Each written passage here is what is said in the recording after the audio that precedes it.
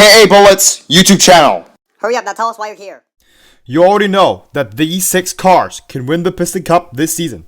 Davey Carllison has 3,928 points.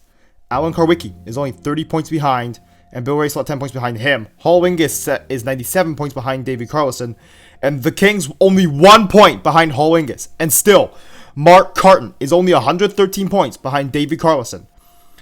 The latter 3 are long shots, but the inconsistency of Davey Carllison, Alan Carwicki, and Bill Racelott makes it possible that Ingus, the King, and Mark Carton could win the Piston Cup in 1992. Let's start with Mark Carton, who's wanted to race ever since 1981, but he couldn't find an owner or sponsor.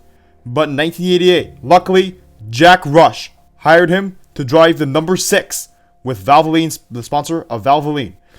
And Mark Carton has done alright, finishing the top 20 every season. He even came 4th in 1990. He's done well this season. Currently he sits 6th. But the only reason why he's able to win the Piston Cup in 1992 is because when he won the 28th race, the points leader at the time, Bill Racelott, broke his rear track bar mount. Next is the King Strip Weathers. The King is in a much more favorable position. He has already won 4 Piston Cups, and he wants to add a 5th Piston Cup to his trophy case in 1992. But the top 3 are so far ahead that he just has to hope that the top 3 do very badly. And also he must beat Ingus to win the 1992 Piston Cup. Besides, the Kings bounced up and down all season, but he started to dominate later in the season. Besides, about the King, his father, Lee Weathers, has won 3 Piston Cups. He was fierce rivals with Buck Breaker, and his son, Buddy Breaker, will be starting his last ever race. His first 3 seasons went really well.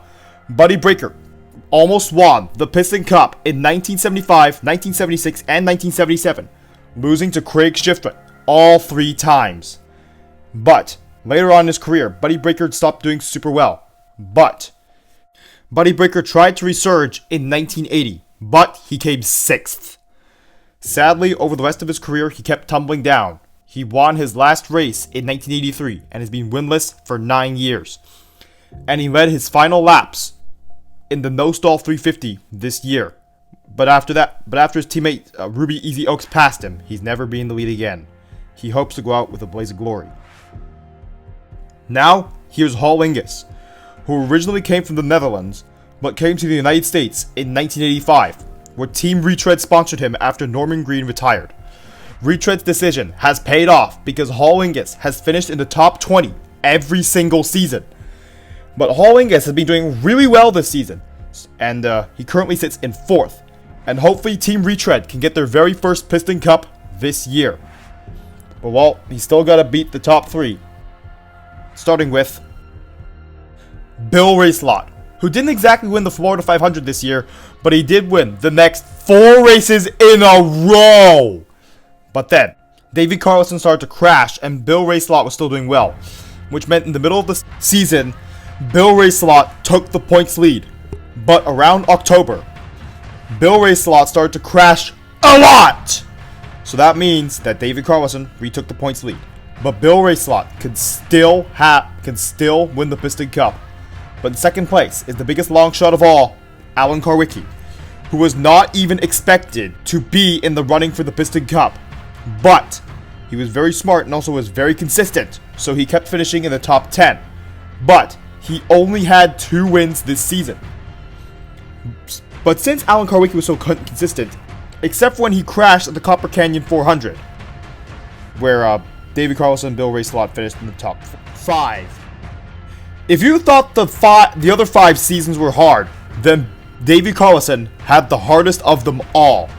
Because even though Davey Carllison won the Florida 500, and he did finish in the top 5 every single race, but then he crashed. One race, he crashed so hard that the winner, Clint Shiflett, had to check if he was okay. But the very next race, Davey Carllison kept going.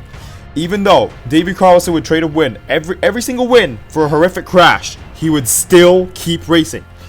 He did not miss a single race. But Davey Carllison needs to stay on top and not let his competitors pass him. And also, Davey Carllison wants to win the Piston Cup in 1992.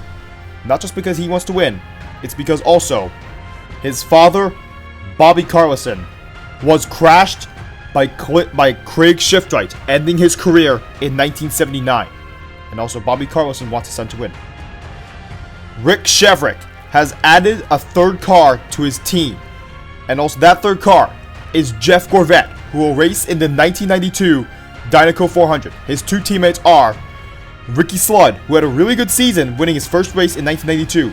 And the other one being Ken Schrader, who started at pole position for the Florida 500 3 seasons in a row from 1988 to 1990. Now, the actual race and the other 33 cars that qualify will be in the next video, the 1992 Dinoco 400.